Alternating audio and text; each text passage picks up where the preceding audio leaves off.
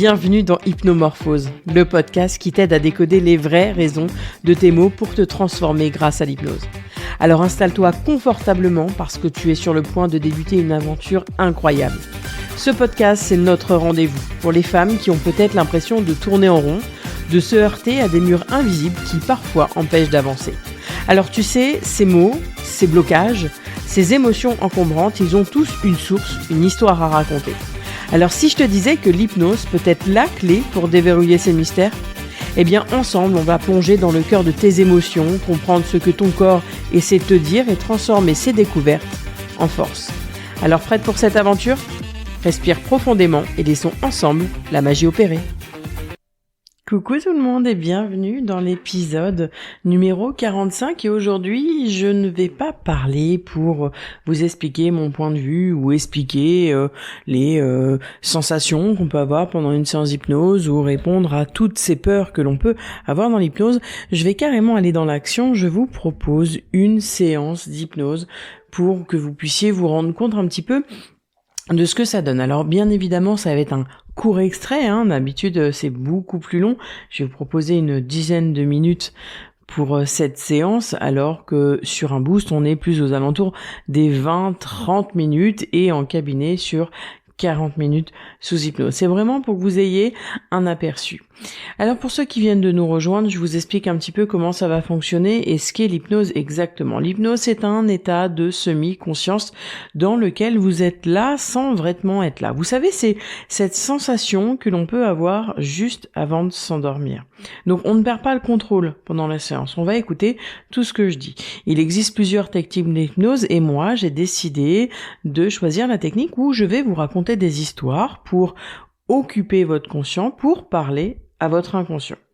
Pendant cette séance, vous pouvez avoir des réactions comme les yeux qui papillonnent, les pieds et les mains qui s'engourdissent ou même les émotions qui peuvent monter et vous pouvez avoir envie de pleurer. Ça ne veut pas dire que vous pleurez à chaque séance, mais c'est des réactions du corps. Vous pouvez avoir envie de vous gratter, de tourner, de vous toucher les cheveux. Faites ce qui bon vous semble parce que c'est votre corps qui vous délivre des messages, soit pour vous rassurer, soit pour vous dire attention, c'est là où on doit aller travailler. Alors je vous laisse vous installer confortablement, prendre un plaid, des écouteurs, si vous êtes en voiture, mettre sur pause et réécouter dès que vous êtes chez vous, puisque c'est parti pour cette séance du jour et j'ai décidé de faire un court extrait d'une séance qui s'appelle Penser à soi, qui n'est pas sur mon site ni sur les réseaux, mais c'est vraiment un aperçu. Je vous souhaite une excellente séance, j'espère que vous allez profiter profondément de cet instant. À tout à l'heure. Je vous invite à vous installer confortablement et à fermer les yeux afin d'imaginer ce que vous pourriez ressentir si le temps d'un instant vous aviez la possibilité de penser à vous profondément. Vous savez, comme ces plongeurs qui plongent profond pour revenir à la surface et faire découvrir leur trésor avant de plonger un peu plus profondément. Et parfois, ces séances d'hypnose sont un peu comme une métamorphose pour apporter une transition vers un état de bien-être profond. Alors je ne sais vraiment pas si jusqu'ici vous aviez l'habitude d'utiliser des techniques magiques avec une détermination au sens de l'équilibre, de tranquillité intérieure. Parce que c'est souvent quand on s'invite au repos que les fruits de notre vie arrêtent cette quête incessante pour pouvoir nous laisser la liberté de respirer et de faire de nous une priorité. Et c'est à travers des histoires complètement enchevêtrées que je vais pouvoir discuter avec votre inconscient pour reprogrammer et programmer cette urgence de penser enfin à vous. car souvent il associe ça à de l'égoïsme, alors que l'égoïsme est en réalité bien différent que le fait de s'aimer vraiment. Léa était connue pour sa force et son courage, prenant toujours la tête des défis les plus ardus pour protéger son village.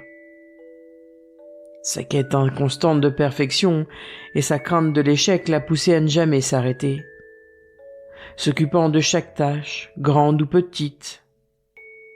Son épée, symbolisant son devoir et sa responsabilité, ne quittait jamais son côté. Mais un jour, un sage voyageur arriva dans le village. Voyant Léa s'épuiser dans ses efforts pour accomplir sans cesse de nouvelles quêtes, il lui raconta l'histoire d'un arbre magique, situé au cœur d'une forêt ancienne. Cet arbre portait des fruits d'or capables de donner à celui qui les mangeait la sagesse de l'équilibre et de la tranquillité intérieure. Alors intriguée mais sceptique, Léa décida de partir à la recherche de cet arbre, pensant qu'il s'agissait d'une autre quête à accomplir. Son voyage fut long et semé d'embûches, mais elle trouva enfin l'arbre. À sa grande surprise, l'arbre était entouré d'un champ de fleurs magnifique et d'un silence paisible invitant au repos. Léa, habituée à combattre et à résoudre des problèmes, se sentit d'abord mal à l'aise dans ce calme. Elle tenta de cueillir un fruit d'or, mais l'arbre lui parla dans un murmure doux. La vraie quête n'est pas de faire sans cesse, mais d'être. Les fruits de cet arbre ne peuvent être cueillis que par ceux qui apprennent à lâcher prise et à trouver la paix en eux. Confuse, Léa s'assit sous l'arbre, réfléchissant à ces paroles. Pour la première fois depuis longtemps, elle prit un moment pour respirer, à observer les fleurs, à écouter le vent dans les feuilles. Elle réalisa que dans sa quête incessante, pour accomplir des tâches, l'avait empêchée de voir la beauté autour d'elle et en elle.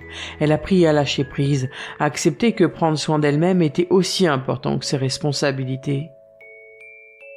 Alors peut-être que vous aussi, vous pourriez comprendre que vous avez le droit de penser à vous.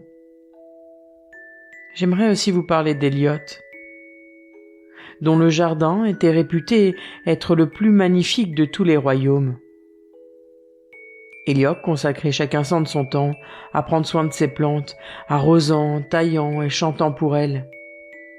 Il croyait fermement que son bonheur dépendait exclusivement du bien-être de son jardin. Mais un jour, une mystérieuse vieille dame traversa son jardin. Voyant Eliot si absorbé par ses plantes au point d'oublier de prendre soin de lui-même, elle s'approcha et lui dit « Tu nourris ton jardin avec amour et dévouement. Mais n'oublie pas que pour un jardin prospère, le jardinier aussi doit être florissant. » Eliot, perplexe, ne comprenait pas comment il pourrait possiblement se concentrer sur lui-même, sans négliger son jardin. La vieille dame lui sourit et lui tendait une petite graine dorée. « Plante cette graine, et prends-en soin comme tu le fais pour ton jardin. » Alors Eliot planta la graine avec curiosité. Les jours passèrent et pour la première fois, il commença à s'accorder des moments de repos, à se nourrir correctement, à explorer des passions oubliées, tout en veillant sur la petite graine. À sa grande surprise, à mesure qu'il commençait à s'épanouir personnellement, la graine se mit à germer, puis à grandir, se transformant en une plante jamais vue auparavant, d'une beauté exceptionnelle. Le jardin d'Eliot, déjà splendide, devint un véritable paradis sous son soin relevé. Les visiteurs venaient de loin pour admirer la beauté de son jardin, qui brillait d'un éclat particulier. Eliot comprit finalement la leçon de la vieille dame.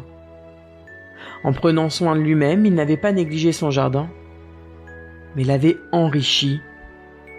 Sa propre énergie renouvelée et son bien-être avaient été le terreau fertile pour que son jardin atteigne des sommets de beauté. Et je sais que vous aussi, vous êtes capable d'y arriver, de prendre soin de vous, pour retrouver votre propre énergie. Alors j'aimerais que vous vous imaginiez, d'ici quelques jours, quelques semaines, quelques mois, heureux, heureuse, confiant et épanoui sur le fait de penser enfin à vous. Vous dégommez toutes les peurs une à une sur le fait d'avoir mal associé. Alors imaginez-vous d'ici quelque temps et voyez que ce petit bout de séance vous a permis de comprendre vraiment de quel sens votre vie doit aller, non pas par obligation, mais par nécessité. D'ici quelques instants, la séance va se terminer. Mais vous savez, j'aimerais remercier votre inconscient pour tous les changements qu'il va pouvoir opérer les jours et les nuits d'après pour votre plus grand bonheur. Votre corps va pouvoir doucement désengourdir et, quand vous le souhaiterez, au rythme que vous le souhaiterez, vous allez pouvoir revenir ici et maintenant, au moment présent et réouvrir les yeux à cet instant. Et voilà, la séance est terminée et voici un court extrait d'une séance que peut être l'hypnose.